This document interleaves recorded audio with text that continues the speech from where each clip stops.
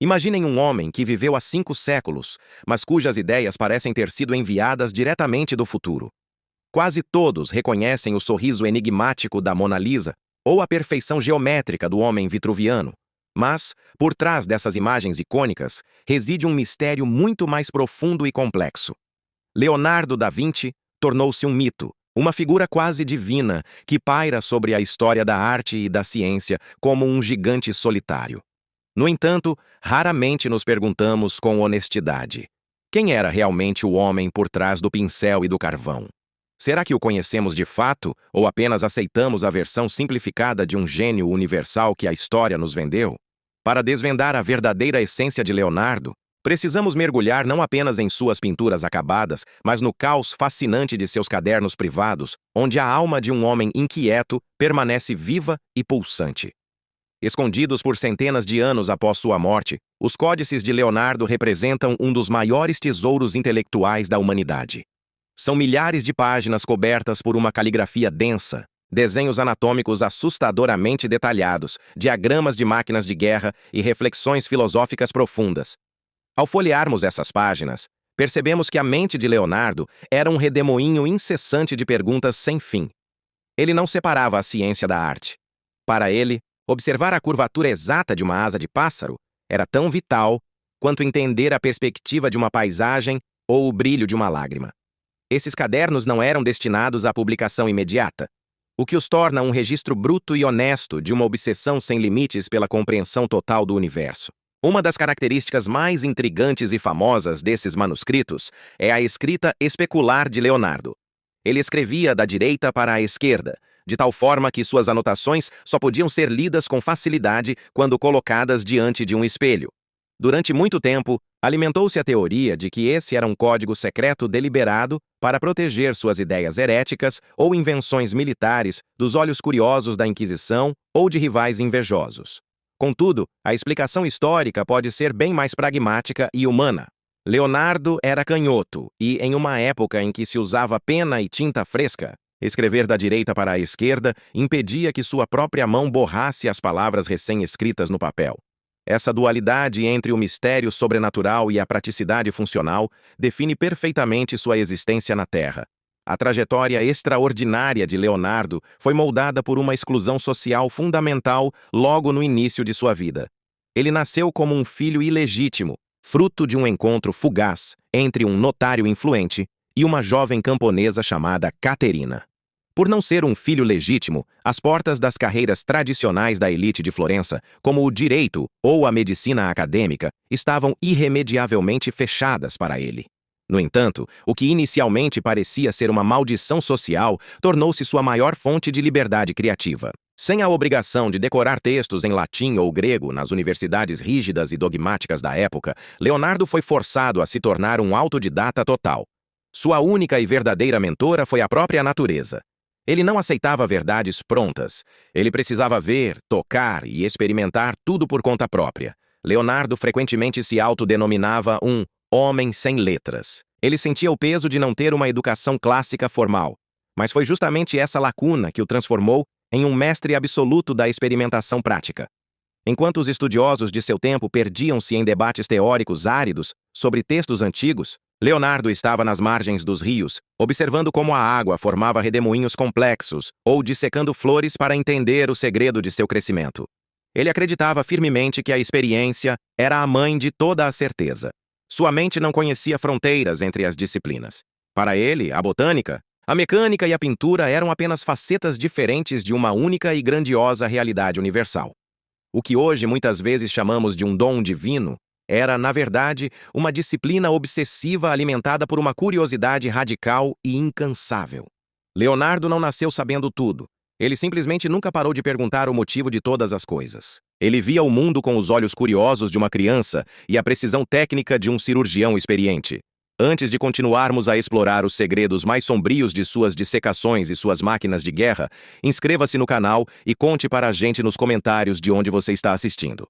Esta jornada pela mente do maior polímata da história está apenas começando, e entender sua origem é o primeiro passo para percebermos que a genialidade, em sua forma mais pura, é uma busca constante pela conexão entre todas as coisas que nos cercam. Leonardo não se contentava com o que os olhos podiam ver apenas na superfície.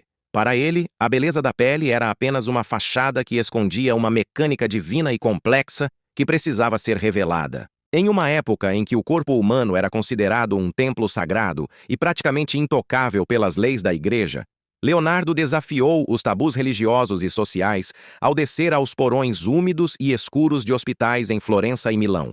Lá, sob a luz vacilante de velas de sebo que mal venciam a penumbra e cercado pelo cheiro penetrante de vinagre usado para mascarar o odor da decomposição, ele realizava dissecações clandestinas. Com uma precisão quase cirúrgica e uma coragem estomacal, ele desmembrou mais de 30 cadáveres ao longo de sua vida, mapeando com detalhes assustadores cada nervo, cada vaso sanguíneo e cada inserção muscular. Sua busca, contudo, transcendia a medicina tradicional. Leonardo procurava a localização física da alma e o motor secreto que impulsionava a vida.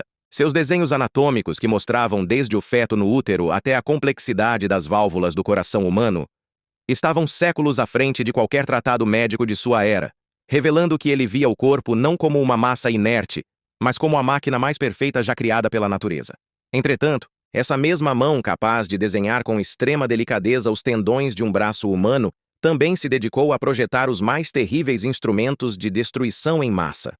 Poucos conhecem a faceta sombria de Leonardo como um arquiteto militar implacável e estrategista oportunista. Ao serviço de patronos ambiciosos e violentos como Ludovico Sforza e o temido Cesare Borgia, ele transformou sua criatividade sem limites em engenharia da morte. Em seus esboços, encontramos visões proféticas de um futuro bélico, tanques de guerra blindados em formato de carapaça, bestas gigantescas capazes de lançar projéteis a distâncias colossais e metralhadoras primitivas compostas por múltiplos canos de disparo rápido. Há um contraste fascinante e perturbador em sua personalidade. O homem que comprava pássaros engaiolados nos mercados, apenas para vê-los voar em liberdade, era o mesmo que desenhava carruagens equipadas com foices rotativas, projetadas para mutilar fileiras inteiras de soldados inimigos. Para Leonardo, a guerra era uma loucura bestial, mas ele a encarava como um problema supremo de física e dinâmica que sua mente inquieta não conseguia simplesmente ignorar. Essa mente, contudo, era frequentemente vítima de sua própria vastidão. Leonardo tornou-se o maior pintor procrastinador da história, deixando para trás uma quantidade frustrante de projetos abandonados e obras inacabadas. O conflito era interno e devastador. Seu perfeccionismo científico muitas vezes impedia a conclusão de sua execução artística. Se ele estava pintando um rosto, não conseguia simplesmente aplicar a tinta. Ele precisava entender primeiro como a luz atravessava a córnea, como as sombras se comportavam em superfícies curvas e como os músculos faciais reagiam a cada nuance de uma emoção específica. Esse mergulho profundo na ciência da pintura deu origem ao esfumato, uma técnica de sombreamento tão sutil que as transições entre cores e tons tornam-se imperceptíveis, como se fossem fumaça. Na Mona Lisa e em A Última Ceia, ele aplicou seus exaustivos estudos de ótica para criar uma ilusão de profundidade e uma atmosfera psicológica que o mundo nunca tinha visto antes. Cada pincelada era precedida por horas de observação científica, o que explica por que ele levava décadas para terminar um único quadro, ou por que, muitas vezes, ele simplesmente parava de pintar para estudar a anatomia de um inseto que cruzava seu ateliê. Sua obsessão não conhecia limites e se estendia para os elementos fundamentais da Terra, especialmente a água e o ar. Leonardo via a água como o sangue vital do planeta, dedicando anos ao estudo das correntes fluviais e da hidráulica.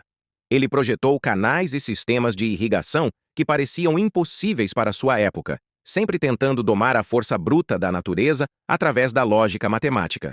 Essa mesma vontade de domínio o levou a olhar para o céu com uma inveja criativa. Ao observar obsessivamente o voo dos pássaros e a estrutura das asas dos morcegos, ele desenhou máquinas voadoras que anteciparam em séculos o helicóptero e o paraquedas. Embora seus protótipos nunca tenham decolado por falta de propulsão, a fundamentação aerodinâmica de seus desenhos era correta. Leonardo estava, na verdade, inventando o método científico moderno muito antes de Galileu ou Newton. Ele não buscava respostas em dogmas medievais. Ele as extraía da experiência prática. Para ele, a arte não era um fim em si mesma, mas uma ferramenta de investigação, um laboratório vivo, onde a verdade universal era esculpida pelo rigor da curiosidade absoluta. Por trás das grandes invenções e das telas imortais que hoje decoram os maiores museus do mundo, existia um homem que vivia constantemente nas sombras de uma sociedade que ele nunca pareceu integrar completamente. Leonardo da Vinci era um enigma pessoal, mantendo sua vida privada protegida sob um véu de reserva absoluta e um silêncio quase sagrado. Em 1476, enquanto ainda era um jovem promissor em Florença, ele enfrentou uma acusação anônima de sodomia, um crime que, naqueles tempos de dogmas rígidos, poderia ter custado sua vida ou, no mínimo, sua total ruína social. Embora o caso tenha sido arquivado por falta de provas concretas, o impacto psicológico dessa perseguição moldou profundamente seu comportamento futuro. Ele se tornou uma figura solitária e introspectiva, refugiando-se em seus próprios pensamentos e transformando o isolamento em um catalisador para sua criatividade desenfreada. Essa distância emocional permitiu que ele observasse a humanidade de fora, como um cientista estudando uma espécie fascinante, mas inerentemente perigosa. Nesse cenário de isolamento, a figura de Gian Giacomo Caprotti, apelidado carinhosamente por Leonardo como Salai, surgiu como uma presença constante, vibrante e muitas vezes turbulenta. Salai entrou na vida de Leonardo aos 10 anos de idade e permaneceu ao seu lado por quase 3 décadas, servindo como assistente, pupilo e companheiro de confiança. Ele era um jovem problemático, frequentemente descrito nos diários do mestre como mentiroso, guloso e ladrão, mas possuía uma beleza andrógina e magnética que fascinava o artista. Muitos historiadores da arte sugerem que a relação entre os dois transcendia a simples dinâmica de mestre e aprendiz, influenciando diretamente a estética de suas obras. A presença de Salai é onipresente na produção tardia de Leonardo. Seus traços delicados, cachos abundantes e aquele sorriso levemente ambíguo podem ser rastreados desde o rosto de São João Batista até as nuances mais sutis e misteriosas que compõem a identidade da própria Mona Lisa. Salai era, para Leonardo, a personificação da beleza natural que ele tanto tentava decifrar através da geometria e da observação. Os anos finais de sua jornada o levaram para longe das intrigas políticas da Itália, rumo a um exílio dourado no Vale do Loire, na França. Sob a proteção generosa do rei Francisco I, que o via não apenas como um pintor, mas como um pai intelectual e o maior filósofo de sua era, Leonardo mudou-se para o solar de Clos-Lucé. Lá, ele viveu seus últimos dias cercado de honrarias e de um respeito que raramente encontrara em sua plenitude na terra natal. Francisco I dava-lhe total liberdade para pensar, projetar e organizar seus estudos, contentando-se muitas vezes apenas com o privilégio da conversa diária com o mestre. Nesse período, Leonardo dedicou-se exaustivamente a organizar seus milhares de rascunhos e códices, agindo como um guardião de todo o conhecimento que acumulara ao longo de uma vida de buscas. Ele era, naquele momento, a personificação do prestígio renascentista, um homem que carregava consigo as chaves para entender o funcionamento do universo. Contudo, a maior tragédia silenciosa da história da ciência ocorreu após o seu último suspiro, em maio de 1519. Leonardo confiou sua vasta herança de manuscritos ao seu fiel discípulo Francesco Melzi. Mas, com o passar das décadas, esses milhares de páginas foram fragmentadas, perdidas ou esquecidas em porões e coleções particulares. Códices inteiros contendo descobertas sobre o funcionamento das válvulas cardíacas, a natureza das placas tectônicas e princípios avançados de aerodinâmica permaneceram ocultos por centenas de anos. Se esse conhecimento tivesse sido publicado e disseminado logo após sua morte, o progresso científico da humanidade poderia ter sido acelerado em séculos. A Revolução Industrial e a medicina moderna poderiam ter florescido muito antes de o mundo estar socialmente preparado para elas. Leonardo viveu no futuro, mas o mundo em que ele habitava era uma âncora pesada que demorou gerações para começar a entender suas visões. Ao olharmos para o legado de Da Vinci hoje, em plena era da informação e da inteligência artificial, sua curiosidade radical torna-se uma lição de sobrevivência intelectual. Vivemos em um mundo de hiperespecialização, onde cada indivíduo sabe cada vez mais sobre cada vez menos. Leonardo nos ensina o caminho oposto, a importância vital de conectar áreas aparentemente desconexas do saber para alcançar a verdadeira inovação. Para ele, a ciência era a arte de observar com rigor, e a arte era a ciência de expressar essa observação com alma. Ele nos convida a olhar para o mundo com o mesmo espanto de uma criança e a precisão técnica de um geômetra. Da próxima vez que você se deparar com o voo de um pássaro ou com a complexidade de um redemoinho na água, Tente enxergar através dos olhos de Leonardo. A genialidade dele não era um dom místico e inacessível, mas um convite eterno para nunca pararmos de perguntar o motivo de todas as coisas. Ele provou que, quando a curiosidade é infinita, o homem deixa de ser apenas um espectador passivo da criação para se tornar um arquiteto consciente do próprio futuro.